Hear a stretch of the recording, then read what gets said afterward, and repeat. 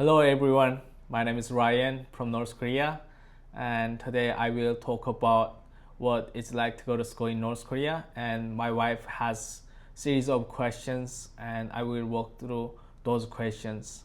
And if you like this video, please give us thumbs up and leave comments if you have any questions. Thank you. When did you begin school in North Korea, and what do you remember most about your first day as a student? I started school in 2000 when I was 8 years old, and I remember that I went to school with my mom, and we had an opening ceremony that day.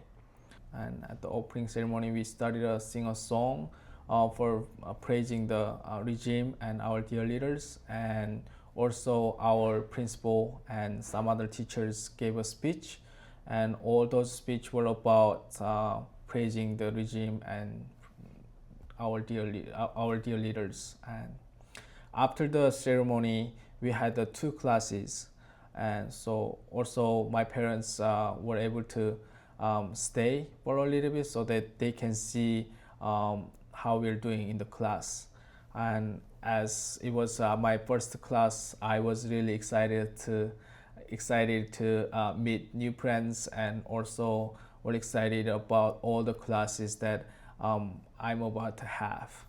I was really excited. What was the typical classroom like in North Korea, and how were students expected to behave? The typical classroom was we always have our supreme leader's portrait in front wall, and also we have chalkboard, and we have like a teacher's table, and all the students were sitting toward the teacher. That was pretty typical North Korean classroom setting. And in the classroom, all the students were expected obeyed a teacher. Otherwise, you get hit by pointer sticks, or worst case, you can get slapped in the face. You grow up like a probably middle school or high school, the worst case, you would get beat up by teacher. So you have to behave really well, like in the class. Do you have uniforms in North Korea? Yeah, we had a uniform from third grade through high school. So when you're about to start third grade, every student has to join the Korean Children's Union. Oh, what's the Korean Children's Union? Korean Children's Union is founded by Kim Il Sung, the dear leader, and it's the first political group you have to join. And in order to join the group, we had to go through interview with our teacher, and my teacher had a series of questions about regime and our dear leader's history.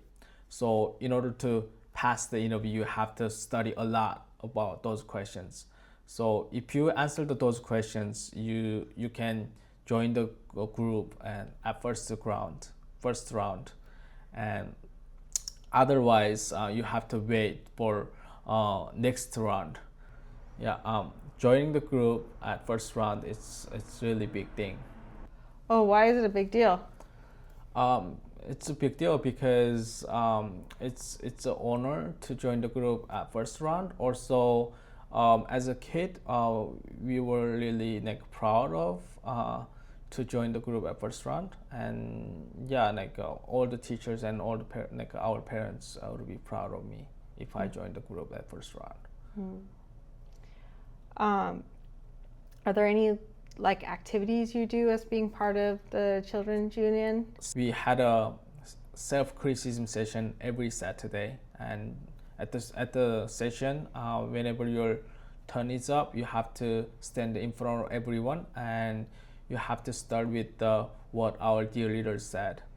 It's one of the our dear leaders' instruction. And for example, our dear leader said all the citizens has to study hard, so you can prepare yourself for supporting the regime in the future. So you have to, so based on that instruction, you have to criticize yourself. For example, oh, I missed the class and I didn't study that well last week. That didn't meet our dear dear leader's instructions. So next week I will put more effort to study hard, and I will improve in that area. And once you criticize yourself, you have to point out somebody and criticize them. For example, our dear leader said this, but you didn't live that way. So you have to improve this. And then somebody's turns up. So once you join the group and study the self-criticism session, that means you have to do it until you're gonna die. How much of your education is focused on academics versus politics? So we had three subjects about our dear leaders' history. In North Korea, they are really heavily weighted on those subjects. So no matter what, you have to study a lot for those subjects. Otherwise, you're not accepted in university. And other than that, other subjects are just the same as South Korea and other countries. Like we had mathematics and physics and chemistry and biology and history, world history and English, and yeah. Also, we had a class for Chinese characters. But again, you have to put more effort for those three subject, which is our dear leaders' history. It's very important. It's very important. They heavily weighted on those subjects. How were you convinced that what you were being taught was true? And were there ever any moments that you doubted what you were being taught?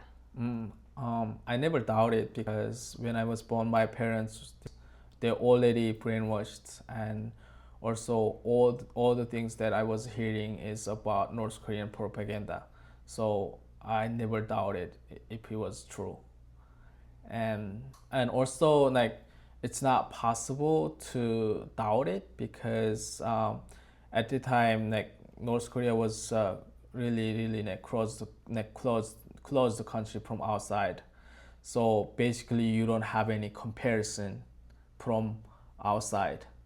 um, we knew there some other countries will exist, but North Korean government only show bad part of outside of the world.